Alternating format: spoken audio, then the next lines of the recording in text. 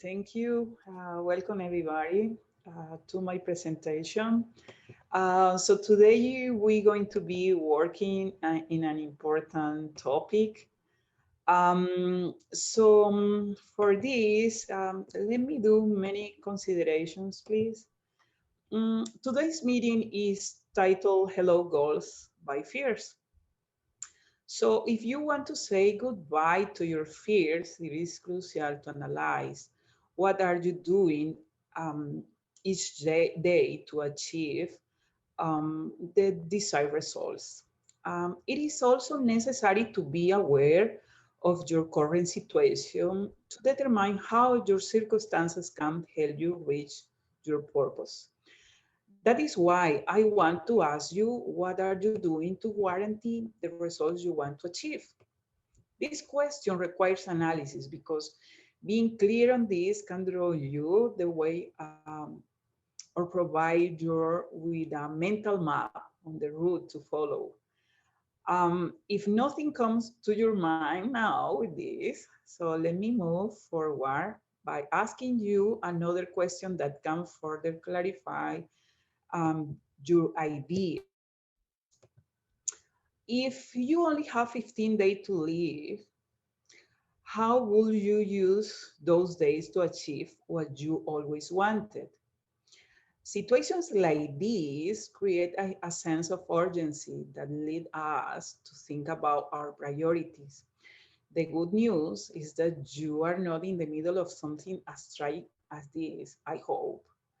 However, you still have to establish your priorities because there is the key to setting goals generated by your priorities and referring to what is most important to you. Yes, the goals that move you, that which fills you with enthusiasm and hope. Otherwise, you would be developing a psychological state that is called learned hopelessness. When you, sorry, next. In this way, so you can consider many situations that you can deal asking things like this. Okay, next. So learned hopelessness is something regarding to do questions like, I don't know what I get up for, my life does not make sense, I don't know where I am going, I have no reason to live, every day is the same, I have no purpose in life, I have no goals, I do not set goals. Um, when that feeling remains most of your days, we are talking about learned hopelessness, which is that feeling that our life has ended. It's as if we are dead while we are alive. Learned hopelessness is that psychological state is shown in people who don't set goals in life. It is like living a life without passion. For example, if we talk about a goal such as the route between a point A and a point B, it is as if that path doesn't exist for people who has developed learned hopelessness. This is learned from the failures we have had, or from stays in our comfort zone, or because we saw it in our parents, or we simply lost our passion for life. Let's consider a little more of this, analyzing what happens on a psychology level. Next. Um, why did we not reach the objectives that we set for ourselves? There are many reasons for this, and they are different for each person. They are our particular psychology or the internal conflicts that we have. Things that we fear are such as failure or lack of commitment to our success, the deterioration of our self-esteem, which is crucial to esteem ourselves enough to bet on our dreams. Another is the poor self-efficacy that we require because it makes us aware of our abilities to achieve our objectives.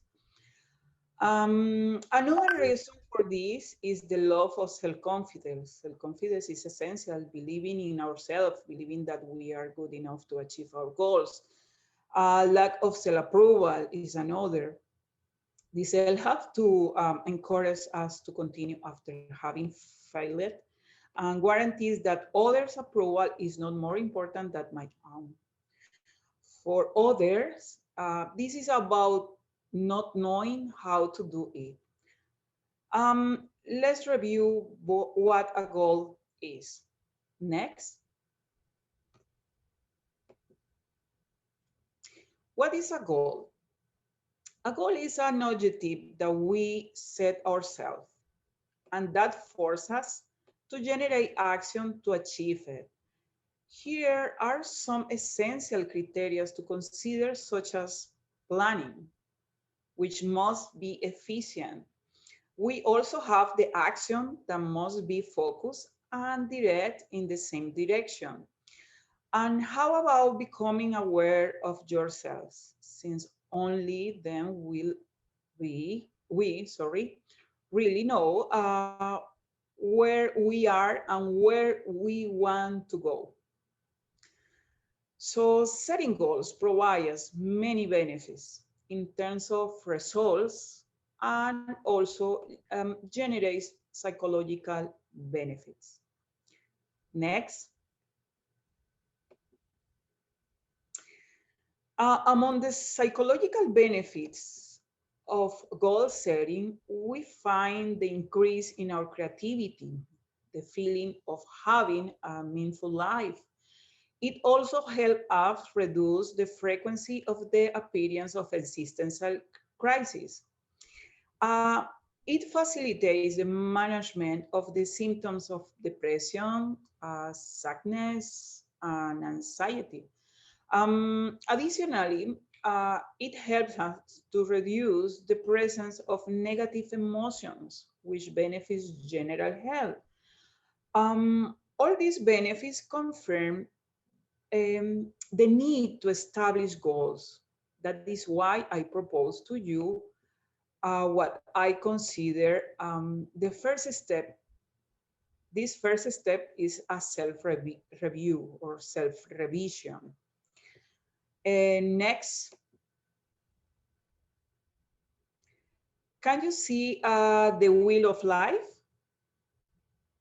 Can you all see the wheel of life? Hello? Yes. Yes. Yes. Yes? Okay. This is a simple self-review. I want to show you what is called the wheel of life. This is used in a coaching session. This is a simple tool to evaluate the level of balance we have in our life. Perhaps some of you already know. I will quickly explain it to those who do not yet. I invite you to pay special attention for this since our networking activity is based on this, okay? Then each area is evaluated taking in account the scale of 1 to 10, being 1 the efficient and 10 being the most efficient. As shown in the figure 1. After evaluating each area of our life realistically, we will join each of the scores between them. If we have some balance in our life, this should show us an octagon, as shown in figure number 2. For some of us, the exercise can throw up a strange figure like the number 3. What is redeemable about this exercise is that it reveals the areas that we must improve, and this, in turn, offers us a basis to establish our goals. Next. Now, let's move on to what I consider a second step: how to establish our goals, design them, and restructure them. For that, it's vital to consider the criteria that we need for this purpose. This is one of the many methods that can be useful, the SMART methods. The SMART methods show us how our goals must be specific, measurable, attainable, realistic, and it must have a time limit for their fulfillment. Let's take the example of losing weight. I could say that I want to lose 10 kilos in 3 months through physical activity, 3 times a week after leaving my job, and healthy eating based on fruits, proteins, and vegetables that I will buy every Sunday at the supermarket. Even monitoring my progress weekly, waking me down, every 8 days, no? If we analyze this goal, it is specifically why I am saying it is how I will achieve it.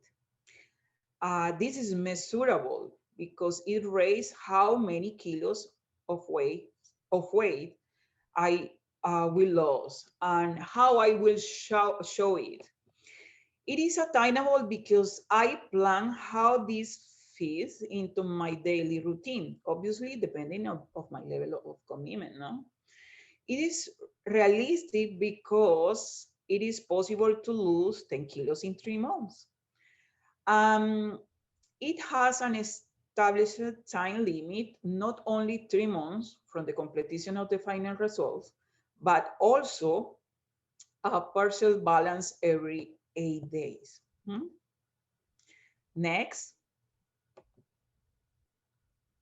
Now let's put my proposal in context. So far, we have the self-review that the Wheel of Life gave us. So we already know where we need to set goals. After reviewing the SMART method, we already know how to set our goals. Now, let's put that on our life board or vision board or life project. These are all the same. On the life board, made on paper, for example, you are going to place goals in each of these areas, write them down according to the SMART methods, remember, but also visualize them. You can place images that can help you program your unconscious to guide you achieve those goals. Your commitment begins by placing your life board in a wall inside your bedroom. So this can be the first thing you see when you wake up, what prepares your day unconsciously, for example, and the last thing you see before going to sleep. So in that way, you will dream of all your goals. This can help you to synchronize your unconscious with your goal achievement. I know it sounds a bit silly, but I invite you to investigate some serious research to back this up. Okay. Next. Okay.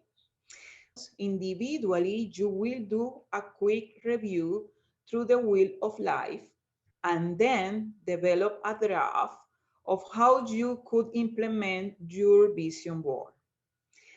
Later, each person will share it. Somebody. Hi, Avnish. We just met for 2 seconds, but yeah, it was really, really good. An example of life code.